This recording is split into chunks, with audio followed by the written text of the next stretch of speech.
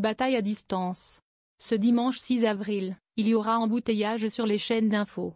Alors que Renaissance, et son patron, l'ex-premier ministre Gabriel Attal, avaient depuis longtemps coché cette date dans leur agenda.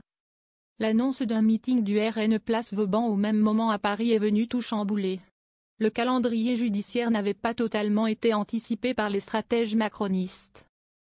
Leur meeting prévu à la Cité du cinéma de Saint-Denis devait être un moment fondateur, au cours duquel seraient rendues les conclusions des États généraux lancés cet hiver. Mais la riposte de Marine Le Pen à sa condamnation à une peine de 5 ans d'inéligibilité avec exécution provisoire pour détournement de fonds publics percute le programme initialement prévu.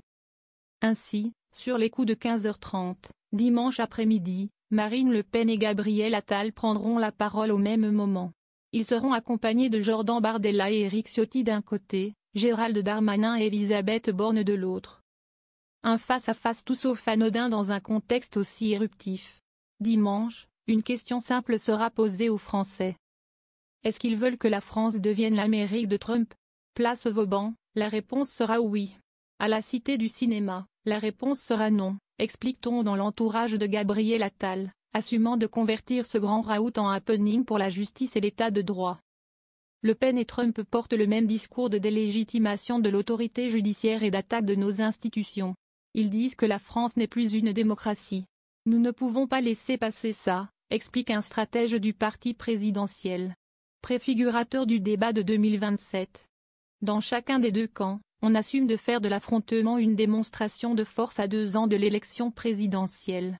Ces préfigurateurs du débat que les Français auront à trancher en 2027, assume un proche de l'ex-premier ministre, pour qui la force du message sera décuplée par ce qui se passera au même moment place Vauban. Le rendez-vous de Saint-Denis, qui est présenté en interne comme la plus grosse mobilisation de Renaissance depuis sa création hors campagne présidentielle, devrait accueillir plusieurs milliers de personnes. Combien seront-elles côté RN? Sans doute beaucoup plus, au vu des premiers calculs établis par le parti. De quoi relancer la cruelle bataille des chiffres. Ils ont du mal à remplir la salle, croit savoir le RN. La Cité du cinéma est beaucoup trop grande pour eux, ils ont beaucoup de mal à la remplir. Ricane par avance le député RN Jean-Philippe Tanguy. Une salle de kermesse de 40 places aurait été beaucoup plus appropriée. Sur CNews, ce proche de Marine Le Pen a même accusé le patron de Renaissance de faire de la retape bas de gamme en critiquant les attaques du RN contre la justice. À la base c'était un meeting à la gloire de Gabriel Attal. Ça se transforme en meeting anti-RN. Très bien. Il n'y a pas de mauvaise publicité, poursuit Jean-Philippe Tanguy. Ils mettent à mal nos institutions. Ils sont dans une dérive trumpiste gravissime. Leur meeting de dimanche va à l'encontre de nos valeurs, on s'y oppose, dénonce en retour l'entourage de Gabriel Attal, où l'on se dit très confiant sur la mobilisation à la Cité du cinéma. On a dû recommander des chaises ces derniers jours, souffle-t-on aussi.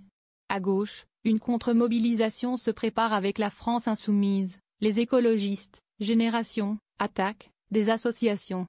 Mais sans le PS. Le rendez-vous est fixé à 13h place de la République à Paris. Une façon de déjouer le mano à mano auquel se prépare la Macronie et l'extrême droite en vue de 2027.